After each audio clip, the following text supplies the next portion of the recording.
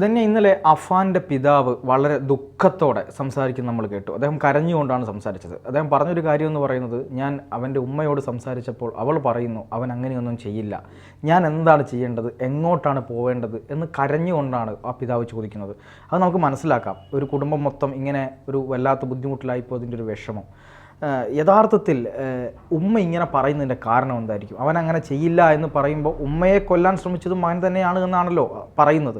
അപ്പോൾ എന്തായിരിക്കും ഉമ്മ ഇങ്ങനെ പറയാനുള്ള കാരണം? ഇപ്പോൾ എത്ര വലിയ ദുഷ്ടന്മാരാണ് മക്കളെങ്കിലും ഒരു ഉമ്മമാർ ഒരിക്കലും തൻ്റെ മക്കൾ ദുഷ്ടന്മാരാണ് എന്ന് പറയാൻ, അല്ലെങ്കിൽ തൻ്റെ മക്കൾ കൊടും കുറ്റവാളികളെന്ന് പറയാൻ ഒരു ഉമ്മമാരും തയ്യാറാകില്ല എന്നുള്ളതാണ് നമ്മൾ അവിടെ കാണേണ്ടത്. അതിൽ പ്രത്യേകിച്ച് വലിയ കാര്യങ്ങളൊന്നും ഇല്ല. പക്ഷേ ഞാൻ ഇന്നലെ കണ്ടത് ഒരു പിതാവിൻ്റെ തീരാത്ത വേദനയാണ്. നമുക്കിപ്പോൾ ഷെമിയെ കെയർ ഹോമിലേക്ക് മാറ്റി. ഈ പിതാവ് നട റോഡിലാണ് നിൽക്കുന്നത്. 7 വർഷത്തോളം സൗദിയിൽ ട്രാവൽ ബാനിൽപ്പെട്ട് കുടുംബത്തെ പോലും കാണാൻ കഴിയാതെ അകപ്പെട്ടു പോയൊരു മനുഷ്യൻ. അദ്ദേഹത്തിന് അറിയാവുന്നത് 15 ലക്ഷം രൂപ വെഞ്ഞാറമൂട് സെൻട്രൽ ബാങ്കിൽ നിന്ന് വായ്പയായി എടുത്തത് അടച്ചു തീർക്കാതെ, ലാസ്റ്റ് എന്തോ കുറച്ച് പണം കുടിശ്ശികയായി അടച്ചു തീർക്കാനുണ്ട്, അത് അടച്ചു തീർക്കാതെ വീണ്ടും അത് വലിയ കുടിശ്ശികയായി തീർന്നു എന്നുള്ളതും, ഒരു ബന്ധുവിൽ നിന്ന് 4 ലക്ഷം രൂപ പണമായും കുറച്ച് സ്വർണമായും വാങ്ങിയതിൻ്റെ കണക്ക് മാത്രം കടമായി അറിയാവുന്ന ഒരു മനുഷ്യൻ. അദ്ദേഹം ഇന്നലെ പറയുമ്പോൾ സത്യത്തിൽ കേട്ടുകൊണ്ടിരിക്കുന്ന നമ്മളൊരു പ്രതിയുടെ അച്ഛൻ ബാപ്പയാണിത് പറയുന്നത് എന്നൊരിക്കലും നമുക്ക് അത് മനസ്സിൽ വിചാരിച്ചുകൊണ്ട് റഹീമിൻ്റെ വാക്കുകളെ കേൾക്കാൻ കഴിയില്ല. വിങ്ങിപ്പൊട്ടുന്ന മകൻ നഷ്ടപ്പെട്ട, അമ്മ നഷ്ടപ്പെട്ട, സഹോദരൻ നഷ്ടപ്പെട്ട ഒരു അച്ഛൻ്റെ വേദനയ്ക്കപ്പുറം നിസ്സഹായനായി നിൽക്കുന്ന ഒരു അച്ഛനെയാണ് നമുക്ക് കാണാൻ സാധിക്കുന്നത്. റഹീം പറയുന്നത്, അഫാൻ അത് ചെയ്തു, നിയമത്തിൻ്റെ വഴിക്ക് പോകട്ടെ, അവനുമായി പൊരുത്തപ്പെടാൻ ഇനി കഴിയില്ല, അവനെ ശിക്ഷിക്കാം, കോടതിക്ക് അവൻ തെറ്റുകാരനാണ് എന്ന് കണ്ടെത്തിയാൽ തീർച്ചയായിട്ടും അവനെ ശിക്ഷിക്കണം, ഒരിക്കലും ഇങ്ങനെ ചെയ്യുമെന്ന് കരുതിയില്ല. 2 മക്കളും വളരെ സ്നേഹത്തോടെ കഴിഞ്ഞവരാണ്.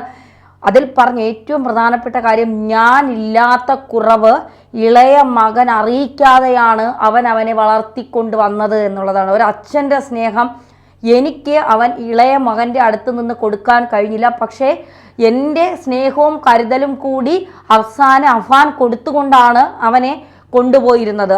അവൻ എങ്ങനെ ഇത് ചെയ്യാൻ തോന്നിയെന്നുള്ളത് ഇപ്പോഴും എനിക്ക് അതിശയമായും എനിക്ക് ഏറെ വേദനയോടും കൂടിയാണ് ഞാൻ അതിനെ ഓർക്കുന്നത് എന്നാണ് അദ്ദേഹം പറയുന്നത്. അപ്പോൾ അഫാനെ കുറിച്ച് പിതാവിനുള്ള ഒരു കാഴ്ചപ്പാടാണ് അവിടെ മനസ്സിലാക്കാൻ. ഒരിക്കലും അദ്ദേഹം വിശ്വസിക്കുന്നില്ല, പക്ഷേ തെളിവുകൾ, നിയമങ്ങളൊക്കെ അദ്ദേഹത്തിന് അറിയാം. അതുകൊണ്ടാണ് പൊരുത്തപ്പെടാനാകില്ല എന്ന് ഒരിക്കലും അഫാനോട് ക്ഷമിക്കാൻ അദ്ദേഹത്തിന് കഴിയില്ല. നിയമത്തിൻ്റെ വഴിക്ക് പോട്ടെ എന്ന് പറയുന്നത്. പിന്നെ സാമ്പത്തികമാണ് ഇവിടെ ഒരു പ്രശ്നമെന്ന് പറയുമ്പോഴും പോലീസ് ഒരു 40 ലക്ഷം രൂപയുടെ സാമ്പത്തിക ബാധ്യത ഇവർക്കുണ്ട് എന്ന് സ്ഥിരീകരിച്ചിട്ടുള്ളതായാണ് പുറത്തു വരുന്ന റിപ്പോർട്ടുകൾ. ഈ സാമ്പത്തിക ബാധ്യത എങ്ങനെ വന്നു, എവിടെ നിന്ന് വന്നു? അഫാന്റെ ആർഭാട ജീവിതത്തിന് ഷെമി ആരിൽ നിന്നെങ്കിലും വാങ്ങി നൽകിയതാണോ, അല്ല ഷെമിക്ക് ഇനി മറ്റെന്തെങ്കിലും ഇടപാടുകൾ ഉണ്ടായിരുന്നോ, അതിന് ഷെമി വാങ്ങിയതാണോ, അതറിഞ്ഞിട്ട് അഫാൻ നിയന്ത്രണം വിട്ട് ഇത് ചെയ്തതാണോ? കാരണം റഹീമിനിപ്പോൾ ഭാര്യയും വിശ്വസിക്കാൻ കഴിയുന്നില്ല, മകനെയും വിശ്വസിക്കാൻ കഴിയുന്നില്ല. അദ്ദേഹം ബന്ധുക്കളെ അടുത്ത് പോകാൻ കഴിയില്ല. കാരണം സഹോദരനെയും അമ്മയൊക്കെ കൊന്ന ഒരു പ്രതിയുടെ അച്ഛനാണ് താൻ. എങ്ങനെയാണ് ബന്ധുക്കളുടെ അടുത്ത് പോകുന്നത്? അദ്ദേഹമാണ് ഇപ്പോൾ പെരുവഴിയിലായത്. ഷെമിക്ക് കെയർ ഹോമുണ്ട്, അഫാന് ജയിലുണ്ട് സുരക്ഷിതമായി. റഹീം, ഒരു തെറ്റും ചെയ്യാത്ത റഹീം എന്ന് പറയുന്ന ബാപ്പ നടു റോഡിൽ നിൽക്കുകയാണ്. അദ്ദേഹം എന്ത് ചെയ്യണമെന്നറിയാതെ. അദ്ദേഹം പറഞ്ഞ മറ്റൊരു കാര്യം, സാമ്പത്തിക പ്രശ്നങ്ങൾ എന്ന് പറയുമ്പോൾ അദ്ദേഹം പറയുന്നത്, വെഞ്ഞാറമൂട് സെൻട്രൽ ബാങ്കിൽ നിന്നാണ് 15 ലക്ഷം രൂപ വായ്പ എടുത്തത്. അവിടുത്തെ ഒരു അസിസ്റ്റന്റ് മാനേജറുണ്ട്, അദ്ദേഹം നിരന്തരം വിളിച്ച് ഈ കുടുംബത്തെ ഭീഷണിപ്പെടുത്തുകയാണ്, പണം തന്നില്ലെങ്കിൽ നിങ്ങളുടെ വീട് ജപ്തി. ഇത് കേട്ട് സ്വാഭാവികമായും ഈ ബാങ്കുകാർക്കൊരു പ്രശ്നമുണ്ട്. ഇവർ മനുഷ്യന്റെ മനസമാധാനത്തെ എങ്ങനെ തകർക്കാം എന്ന് ആലോചിച്ചുകൊണ്ടാണ് പല ബാങ്കുകാരും വായ്പ കൊടുത്തതിന് ശേഷം തിരിച്ചടവ് മുടങ്ങിയാൽ കാണിക്കുന്ന കാര്യങ്ങൾ എന്ന് പറയുന്നത്. പണക്കാരൻ അല്ലെങ്കിൽ കോടിക്കണക്കിന് പണമുള്ളവൻ എത്ര രൂപ അടിച്ചുകൊണ്ട് പോയാലും ഒരു പ്രശ്നവുമില്ല. പക്ഷെ പാവപ്പെട്ടവൻ അവൻ്റെ സാമ്പത്തിക ബുദ്ധിമുട്ട് കൊണ്ട് 1-2 അടവ് തെറ്റിയാൽ അവൻ്റെ വീട്ടിലേക്ക് നിരന്തരം ഫോൺ കോളുകൾ, ഇല്ലെങ്കിൽ ആളെ വിട്ട് സമീപ പ്രദേശത്തുള്ളവരുടെ മുന്നിൽ വെച്ച് ആ വീട്ടുകാരെ നാണം കെടുത്ത് ഇതൊരു സ്ഥിരം പരിപാടിയായി മാറിയിരിക്കുകയാണ് ഈ ബാങ്കുകാർ എന്ന് പറയുന്നത്. അപ്പോൾ ഈ അസിസ്റ്റന്റ് മാനേജർ നിരന്തരം വിളിച്ച് ശല്യപ്പെടുത്തുകയും ഇദ്ദേഹം ഒരു വെള്ള പേപ്പറിൽ എപ്പോൾ വേണമെങ്കിലും വീട് ജപ്തി ചെയ്യാമെന്ന് എഴുതി വാങ്ങുകയും ചെയ്തിരുന്നു എന്നാണ് പറയുന്നത്. അതിനുശേഷം ഈ റഹീം സൗദിയിൽ നിന്ന് എത്തിയതിനു ശേഷം ഇദ്ദേഹം ബാങ്കിൽ പോയപ്പോൾ ഈ അസിസ്റ്റന്റ് മാനേജർ ചോദിക്കുന്നത്, ഞാൻ പറഞ്ഞിട്ടാണോ നിങ്ങളുടെ മകൻ എല്ലാവരെയും കൊന്നതെന്ന്. ഇയാൾക്കൊരു മനസാക്ഷി ഉണ്ടോ എന്നാണ് ഞാൻ ചോദിക്കുന്നത്. ഒരു പിതാവ് എന്താണ് തൻ്റെ കുടുംബത്തിൽ സംഭവിച്ചതെന്ന് പോലും അറിയാതെ നിൽക്കുന്ന ഒരു പിതാവ്, അദ്ദേഹം എന്താണ് തനിക്ക് സംഭവിക്കാൻ പോകുന്നത്, തൻ്റെ മകന് സംഭവിച്ചത്, തൻ്റെ ഭാര്യയ്ക്ക് സംഭവിച്ചത് എന്നൊന്നും അറിയാൻ കഴിയാൻ നിൽക്കുന്ന ഒരു അച്ഛനോട് അല്ലെങ്കിൽ ഒരു ബാപ്പയോട് ചോദിക്കുകയാണ്, ഞാൻ പറഞ്ഞിട്ടാണോ നിങ്ങളുടെ മകൻ ഇത്രയും പേരെ കൊന്നത്. ഇയാളെയൊക്കെയാണ് ആദ്യം പിടിച്ചകത്തിടാനുള്ളത്. കാരണം ഇത്തരത്തിൽ ഒരു അച്ഛനോട് ഒരു പ്രതിയുടെ പിതാവാണെങ്കിലും അദ്ദേഹം ഒരു മനുഷ്യനാണ്. അദ്ദേഹം പറഞ്ഞിട്ടല്ല ഈ പ്രതി എന്ന് പറയുന്ന അഫാൻ ഇതൊക്കെ ചെയ്തത്.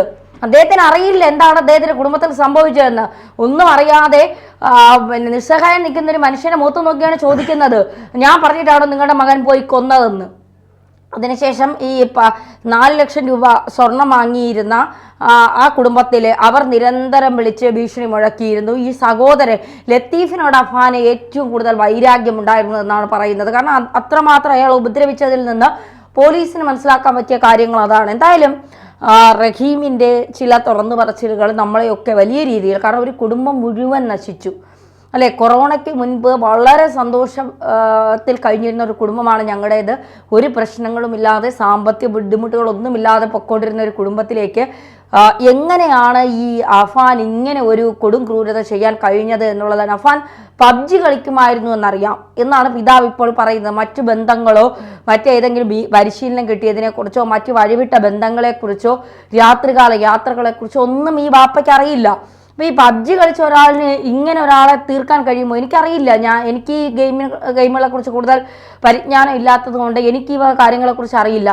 പക്ഷേ സാമ്പത്തികമായി ബാധ്യതയുടെ പേരിൽ ഒരാൾ ഇത്രയും പേരെ തീർക്കുമെന്നും അതും തീർത്തു കഴിഞ്ഞാൽ അയാളും കൂടെ തീരണം, അങ്ങനെയാണെങ്കിൽ അതൊരു സാമ്പത്തിക ബാധ്യതയുടെ പുറത്താണെന്ന് പറയാം. ഇത് ഇത്രയും പേരെ തീർത്തിട്ട് ഇയാളിപ്പോഴും ജീവനോടെ ഇരിക്കുന്നുവെങ്കിൽ ഇതിൻ്റെ പിന്നിൽ സാമ്പത്തിക ബാധ്യത ആണെന്ന് ആ പിതാവ് വിശ്വസിക്കുന്നെങ്കിലും മാധ്യമപ്രവർത്തകൻ ഞാൻ ഒരിക്കലും അത് വിശ്വസിക്കുന്നില്ല. ഇതിൻ്റെ പിന്നിൽ പുറത്തു വരാത്ത എന്തൊക്കെയോ വലിയ ദുരൂഹതകളുണ്ട്. അത് അഫാൻ പറഞ്ഞില്ല. അഫാൻ ഇപ്പോഴും സാമ്പത്തിക പ്രശ്നത്തിൽ തന്നെയാണ് പിടിച്ചു തൂങ്ങി നിൽക്കുന്നത്. ഇനി ഷെമി വേണം ഇതിൻ്റെയൊക്കെ ചോദ്യങ്ങൾക്ക് ഉത്തരം പറയേണ്ടത്. ഇനി ഷെമിയും ഈ വഴിക്കാണ് നീങ്ങുന്നതെങ്കിൽ നമുക്ക് കഴിയില്ല.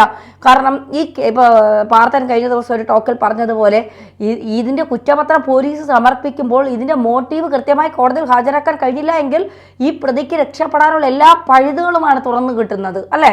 ഈ പ്രതി വീണ്ടും പുറത്തിറങ്ങിയാൽ ഈ സമൂഹത്തിനുണ്ടാക്കാൻ പോകുന്ന വിപത്തുകൾ, ഈ പ്രതിയുടെ തലയിൽ മറ്റാരെങ്കിലും എന്തെങ്കിലും സമൂഹത്തെ നശിപ്പിക്കുന്ന തരത്തിലുള്ള വിഷം കുത്തിവെച്ചിട്ടുണ്ട് എങ്കിൽ അത് സമൂഹത്തിൽ ഉണ്ടാക്കാൻ പോകുന്ന വലിയ ആപത്ത്.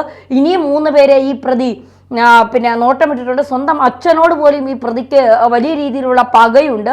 അപ്പോൾ റഹീമിൻ്റെ ജീവനും സുരക്ഷിതമല്ല എന്നുള്ളതാണ്. അപ്പോൾ തീർച്ചയായിട്ടും ഇക്കാര്യത്തിൽ കൂടുതൽ വിശദാംശങ്ങൾ ഷെമിയിൽ നിന്ന് പോലീസ് തേടേണ്ടതുണ്ട്. ഷെമിയും ഇതിലാണ് ഉറച്ചു നിൽക്കുന്നതെങ്കിൽ തീർച്ചയായിട്ടും പോലീസ് നേരിട്ടിറങ്ങി ഇതിൻ്റെ പിന്നാമ്പുറങ്ങൾ അന്വേഷിച്ച് കണ്ടെത്തുക തന്നെ വേണം. അതെ.